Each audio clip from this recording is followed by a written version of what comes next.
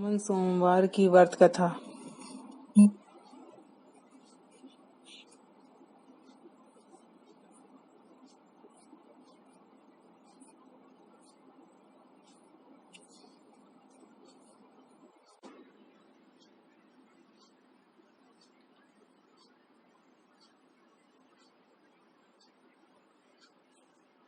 सावन सोमवार की व्रत कथा के अनुसार अमरपुर नगर में एक धनी व्यापारी रहता था। दूर दूर तक उसका व्यापार फैला हुआ था। नगर में उस व्यापारी का सभी लोग मान सम्मान करते थे। इतना सब कुछ होने पर भी वह व्यापारी अंतर्मन से बहुत दुखी था, क्योंकि उस व्यापारी का कोई पुत्र नहीं था। दिन रात उसे एक ही चिंता सताती रहती थी, उसकी मृत्यु के बाद उसके इतने बड़े व्यापार और धन संपत्ति को कौन संभालेगा। पुत्र पाने की इच्छा से वह व्यापारी प्रति सोमवार भगवान शिव की व्रत पूजा किया करता था।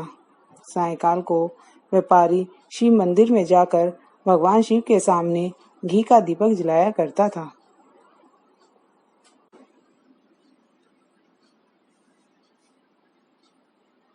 उस व्यापारी की भक्ति देखकर एक दिन पार्वती ने भगवान शिव से कहा, हे प्राणनाथ, यह व्यापारी आपका सच्चा भक्त है। कितने दिनों से यह सोमवार का व्रत और पूजा नियमित रूप से कर रहा है। भगवान, आप इस व्यापारी की मनोकामना अवश्य पूर्ण करें। भगवान शिव ने मुस्कुराते हुए कहा, हे पार्वती, इस संसार में सबको उसके कर्म के अनुसार फल की प्राप्ति होती है। प्राणी जैसा कर्म करते हैं उन्हें वैसा ही फल प्राप्त होता है। इसके बावजूद पार्वती जी नहीं मानी। उन्होंने आग्रह करते हुए कहा, नहीं प्राणनाथ, आपको इस व्यापारी की इच्छा पूरी करनी ही पड़ेगी। यह आपका अन्य भक्त है।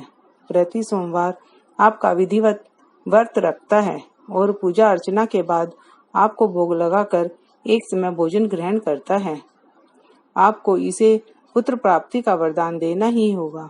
पार्वती का इतना आग्रह देखकर भगवान शिव ने कहा, तुम्हारे आग्रह पर मैं इस व्यापारी को पुत्र प्राप्ति का वरदान देता हूँ, लेकिन इसका पुत्र 16 वर्ष से अधिक जीवित नहीं रहेगा।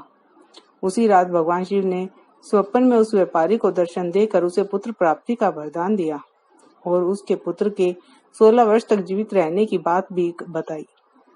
भगवान के वरदान से व्यापारी को खुशी तो हुई, लेकिन पुत्र की अल्पायु की चिंता में उस खुशी को नष्ट कर दिया। व्यापारी पहले की तरह सोमवार का विधिवत व्रत करता रहा। कुछ महीने पश्चात उसके घर में अति सुंदर पुत्र की प्राप्ति हुई। पुत्र जन्म से व्यापारी के घर में खुशियां भर गई। बहुत धूमधाम से पुत्र जन्म का समारोह मनाया गया। व्यापारी को पुत्र जन्म की अधिक खुशी नहीं हुई, क्योंकि उसे पुत्र की अल्पायु के रहस्य का पता था। यह रहस्य घर में किसी को नहीं मालूम था। विद्वान ब्राह्मणों ने उस पुत्र का नाम अमर रखा। जब अमर 12 वर्ष का हुआ तो शिक्षा के लिए उसे वाराणसी भेजने का निश्चय हुआ। व्यापारी ने अमर के मामा दीपचंद को बुलाया और कहा कि अमर को शिक्षा प्राप्त करने के लिए वाराणसी छोड़ आओ। अमर अपने मामा के साथ शिक्षा प्राप्त करने के लिए चल दिया। रास्ते में जहाँ भी अमर और दीपचंद रात्रि विश्राम के लिए ठहरते, वहीं यज्ञ करते और ब्राह्मणों को भोजन कराते थे। लंबी यात्रा के बाद अमर और दीपचंद एक नगर में पहुंचे। उस नगर के राजा की कन्या के विवाह की खुशी में पूरे नगर को सजाया गया था। निश्चित समय पर बारात आ गई, लेकिन वर का पिता अपने बेटे के एक आंख से काना होने की वजह से चिंतित था। उसे इस बात का भय सता रहा था कि राजा को इस बात का पता चलने पर कहीं वह विवाह से इनकार न कर दे, इससे उसकी बदनामी होगी। वर के पिता ने अमर को देखा तो उसके मस्तिष्क में एक विचार आया। उसने सोचा, क्यों न इस लड़के को दूल्हा बनाकर राजकुमारी से विवाह करा दूं। विवाह के बाद इसको धन देकर विदा कर दूंगा और राजकुमारी को अपने नगर में ले जाऊंगा। वर के पिता ने इसी संबंध में अमर और दीपचंद से बात की। दीपचंद ने धन मिलने के लालच में वर के पिता की बात स्वीकार कर ली। अमर को दूल्हे के वस्त्र पहनाकर राजकुमारी चंद्रिका से विवाह करा दिया गया। राजा ने बहुत सा धन देकर राजकुमारी को विदा किया। अमर जब लौट रहा था तो सच नहीं छिपा सका और उसने राजकुमारी की ओढ़नी पर लिख दिया, राजकुमारी चंद्रिका, तुम्हारा विवाह तो मेरे साथ हुआ था। मैं तो वाराणसी शिक्षा प्राप्त करने के लिए जा रहा हूँ। अब तुम्हें जिस नवयुवक की पत्नी बनाना पड़ेगा वह कान्हा है। जब राजकुमारी ने अपनी ओढ़नी पर लिखा हुआ पढ़ा तो उसने उस लड़के के साथ जाने से इनकार कर दिया। राजा ने सब बातें जानकर राजकुमारी को महल में ही रख लिया। उधर अमर अपने मामा दीपचंद के साथ वाराणसी पहुंच गया। अमर ने गुरुकुल में पढ़ना शुरू कर दिया। जब अमर की आयु 16 वर्ष पूरी हुई तो उसने एक यज्ञ किया। यज्ञ की समाप्ति पर ब्राह्मणों को भोजन कराया और खूब अन्न वस्त्र दान दिए। रात को अमर अपने शयन कक्ष में सो गया। शिव के वरदान के अनुसार शयन अवस्था में ही अमर के प्राण पखेरु उड़ गए। सूर्योदय पर मामा अमर को मृत देखकर रोने पीटने लगा। आसपास के लोग भी इकट्ठे होकर दुख प्रकट करने लगे। मामा के रोने विलाप करने के स्वर समीप से गुजरते हुए भगवान शिव और पार्वती ने भी सुने। पार्वती जी ने भगवान से कहा, प्राणनाथ, मुझसे इसके रोने के स्वर सहन नहीं हो रहे हैं। आप इस व्यक्ति के कष्ट अवश्य दूर करें।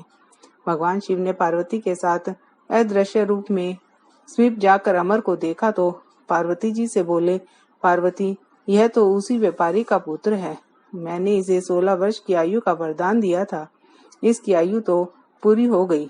पार्वती जी ने फिर भगवान शिव से निवेदन किया, हे प्राणनाथ, आप इस लड़के को जीवित करें, नहीं तो इसके माता पिता पुत्र की मृत्यु के कारण रो रो कर अपने प्राणों को त्याग देंगे। इस लड़के का पिता तो आपका परम भक्त है। वर्षों से 16 सोमवार का व्रत करते हुए आपको भोग लगा रहा है। पार्वती के आग्रह करने पर भगवान शिव ने उस लड़के को जीवित होने का वरदान दिया और कुछ ही पल में वह जीवित होकर बैठ गया। शिक्षा समाप्त करके अमर मामा के साथ अपने नगर की ओर चल दिया। दोनों चलते हुए उसी नगर में पहुंचे जहां अमर का विवाह हुआ था। उस नगर में भी अमर ने यज्ञ का आयोजन किया। समीप गुजरते हुए नगर के राजा ने यज्ञ का आयोजन देखा।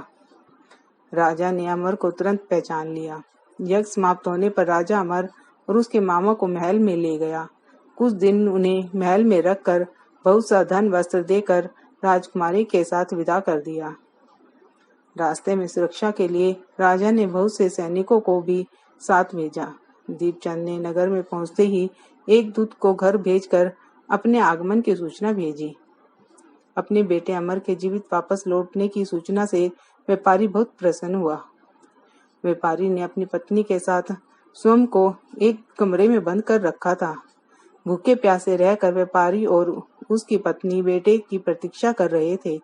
उन्होंने प्रतिज्ञा कर रखी थी कि यदि उन्हें अपने बेटे की मृत्यु का समाचार मिला तो दोनों अपने प्राण त्याग देंगे। व्यापारी अपनी पत्नी और मित्रों के साथ नगर के द्वार पर पहुंचा। अपने बेटे के विवाह का समाचार सुनकर पुत्र वधू राजकुमारी चंद्रिका को देखकर उसकी खुशी का ठिकाना न रहा। उसी रात भगवान शिव ने व्यापारी को स्वप्न में आकर कहा, हे श्रेष्ठी, मैंने तेरे सोमवार के व्रत करने और व्रत कथा सुनने से प्रसन्न होकर तेरे पुत्र को लंबी आयु प्रदान की है। व्यापारी बहुत प्रसन्न हुआ। सोमवार का व्रत करने से व्यापारी के घर में खुशियां लौट आई। शास्त्रों में लिखा है कि जो स्त्री पुरुष सोमवार का विधिवत व्रत करते हैं और व्रत कथा सुनते हैं उनकी सभी इच्छाएं पूरी होती हैं।